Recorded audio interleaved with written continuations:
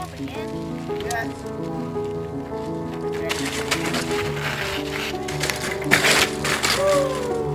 You okay? I think I've been washing my butt down there. Oh, that's... Hey, you guys. Help. He's bleeding.